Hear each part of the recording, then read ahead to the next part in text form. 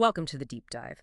Today we're tackling what is arguably the ultimate engineering feat in all of biology, animal development. It really is. I mean, how does a single cell, a fertilized egg, perform this just massive, perfectly choreographed dance to become a whole organism? Exactly. And our mission today is to sort of cut through that complexity. We're going to track this incredible journey right from fertilization to the final body plan. What's so fascinating here, is how much of this developmental program is shared across species.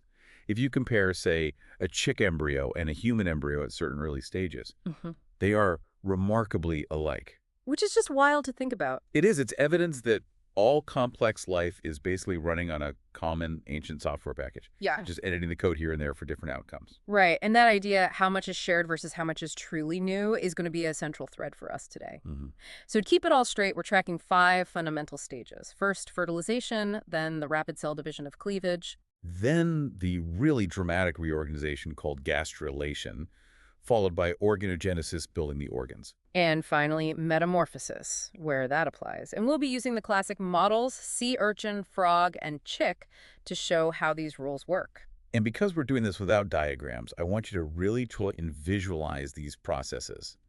Think of it as a ballet of cellular layers moving and folding. We'll be focusing on key vocabulary to help you picture it. Okay, let's start at the very beginning. Concept 47.1, fertilization. And the sea urchin is the perfect model for this. Right, so the egg releases these soluble molecules from its outer jelly coat. It's basically waving a chemical flag to say, hey, over here. Exactly. And when a sperm cell meets that coat, it triggers something called the acrosomal reaction. The acro what? The acrosomal reaction. The sperm has this little cap, a vesicle on its tip called the acrosome, and it's full of enzymes. It discharges those enzymes to digest the jelly coat. So it's boring its way through. Precisely. And that allows a slender protrusion, the acrosomal process, to form and reach the egg membrane. And that moment is the real test, isn't it? It is the moment of truth. The proteins on that process have to bind to specific receptors on the egg. It's a lock and key system, which is vital for making sure, that sea urchin sperm only fertilizes the sea urchin egg. And once they fuse, a countdown starts to prevent a lethal outcome, polyspermy. The entry of multiple sperm, which would be fatal. The egg has 2 brilliant defenses against this. The first one is the fast block to polyspermy, and it is incredibly fast. It's purely electrical.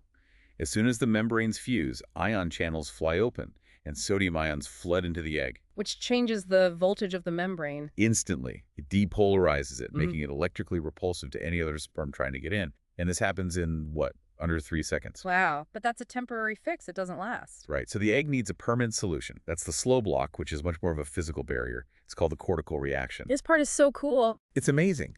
There are these little vesicles just under the egg's surface, the cortical granules.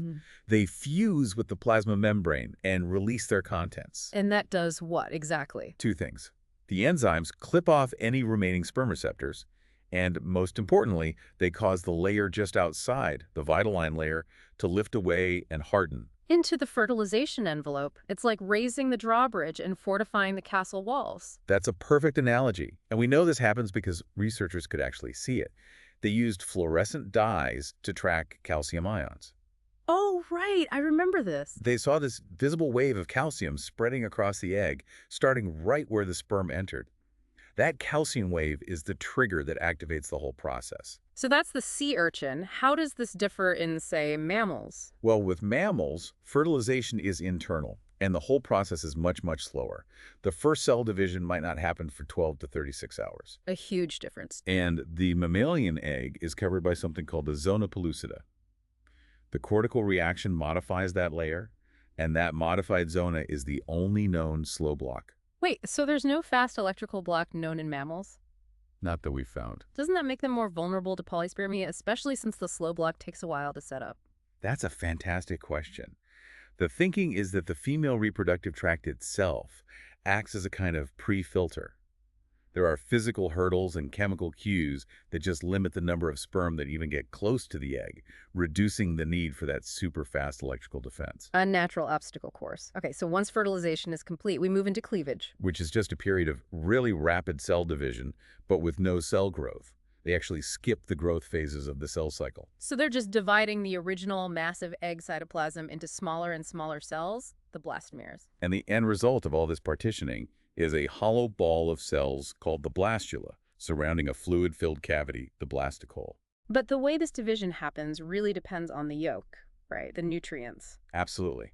In animals with little yolk, like sea urchins and us, the cleavage furrow cuts all the way through the egg. That's holoblastic cleavage. But in an animal with a massive yolk, like a bird, It's like trying to slice through a giant block of pudding. You can't. So the division is incomplete. It only happens in a small yolk-free disc on top. That's meroblastic cleavage. the frog is a great middle ground example. It is. The yolk is concentrated at one end, the vegetal pole, so the cells there are bigger and divide more slowly. The other end, the animal pole, divides fast. And that pushes the blastocoel, that cavity, completely over to the animal side. Exactly. And, there's a neat experimental insight here. Cleavage doesn't just stop after a certain number of divisions. So it's not on a timer. No. The trigger for the cells to finally slow down and start growing is when they reach a specific nucleus to cytoplasm ratio. It's a size check to make sure the cell's nucleus can effectively manage the amount of cytoplasm it's responsible for. Okay, so once we have that ball of cells, the blastula, the real body shaping, begins with morphogenesis. And the first major event here is gastrulation. This is where the simple sphere of cells dramatically reorganizes, with cells moving inward to form distinct layers. The three fundamental embryonic germ layers. Right. You have the ectoderm on the outside, which becomes the skin and the nervous system, the endoderm on the inside, lining the gut and lungs, and then the mesoderm in the middle. And the mesoderm forms everything else: muscle, skeleton, circulatory system. Pretty much. This inward movement also creates the primitive gut tube, the archenteron. And the opening where the cells move in is called the blastopore. And in us, in all vertebrates, we're deuterostomes, so that blastopore becomes the anus. A key distinction. In the frog, this whole process starts at a specific spot, the dorsal lip of the blastopore. Sheets of cells literally roll inward over this lip. The process is called involution. But in chicks and humans, it's a bit different. The cells move inward through a special thickening called the primitive streak. Which is functionally the same thing as the frog's dorsal lip. It's just an adaptation for developing on a flat surface. Let's focus on human development for a second, because this is where the strategy really shifts. Right, so the human embryo, a blastocyst, reaches the uterus, and it has two main parts. The outer layer is the trophoblast, which is what digs into the uterine wall and starts forming the placenta. And then inside is the inner cell mass. That's the US part, right? That's the future you, exactly. And even within that, the actual embryo develops almost entirely from just one layer of it, the epiblast. This all speaks to the critical evolutionary jump made by the amniotes, reptiles, birds, mammals. Yes. The development of the 4 extra embryonic membranes, like the amnion that creates a fluid-filled sac, is what allowed vertebrates to finally reproduce on dry land. A private pond for the embryo. Essentially, yes. So once those germ layers are in place, we get organogenesis. And the very first organ system to form in vertebrates is the nervous system, through a process called neurulation. This is based on a concept called induction. Induction, where one group of cells tells another group of cells what to become. It's like a chemical conversation. So the dorsal mesoderm forms a temporary rod called the notochord.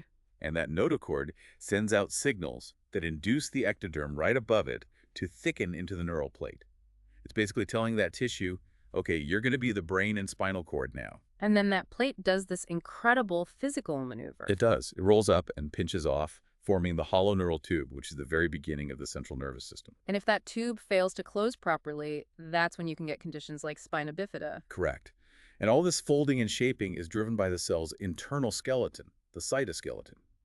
Microtubules make cells longer, and actin filaments make them contract, creating the wedge shapes needed for the tube to fold. And another key movement is convergent extension. Right. Imagine a wide crowd of people needing to get through a narrow door. They shuffle past each other, and the crowd gets longer and narrower. Cells do the same thing to elongate structures like the notochord. Finally, development isn't just about building. It's also about demolition. Absolutely. Apoptosis, or programmed cell death, is essential for sculpting.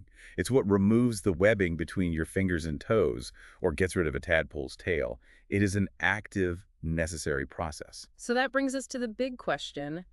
How do these cells decide their fate in the first place? Well, we have to distinguish between two terms. First is determination, which is the molecular commitment to a fate. Then comes differentiation, which is the actual specialization. So you can be determined to become a liver cell long before you actually look or function like one. Exactly. And scientists can track these commitments using fate maps. The ultimate example of this is the tiny nematode worm, C. elegans. Oh, this is the one where they've mapped the entire lineage of every single cell. Every single one of its 959 somatic cells. It's an incredible achievement, and it showed the power of cytoplasmic determinants. Things already present in the egg cytoplasm that get partitioned out. Right. In C. elegans, these little complexes of RNA and protein called P granules are deliberately passed down to only certain cells, fixing their fate as future germ cells right from the start. But it's not always so fixed, is it? Not at all. Hans Spiman's classic experiment with a salamander egg showed that. He tied a thread around a zygote and found that the first two cells could both form a complete embryo, but only if they both got a piece of a specific region called the gray crescent. So if one cell missed out on the gray crescent, it couldn't develop properly. It couldn't. The gray crescent is what establishes the dorsal or backside of the embryo. It's exposed by the rotation of the egg's outer cortex right after the sperm enters. And in mammals, that flexibility lasts even longer. Much longer. Mammalian cells are tutipotent through the 8-cell stage. That's why early cell separation can lead to identical twins. But the real power in vertebrates comes back to that idea of induction. And back to Spiman with his most famous experiment. He and Hildmangold took the dorsal lip of one gastrula, the organizer tissue, and transplanted it to the belly side of another gastrula. And the result was just shocking. It was paradigm shifting. The transplanted tissue induced the host's own cells to form a complete second embryonic axis. A two-headed tadpole, created just by moving a tiny piece of signaling tissue. It proved that the dorsal lip was secreting powerful signals that could organize the entire body plan. And we now know it does this by secreting molecules that block other signals, like a widespread protein called BMP4. By blocking it, it allows dorsal structures like the neural tube to form. This idea of signaling gradients leads us right to pattern formation. Like, how does your arm know to put a thumb on one side and a pinky on the other? To figure that out, we look at the chick limb bud. It has two critical organizing regions. First, the apical ectodermal ridge, or AER, at the very tip.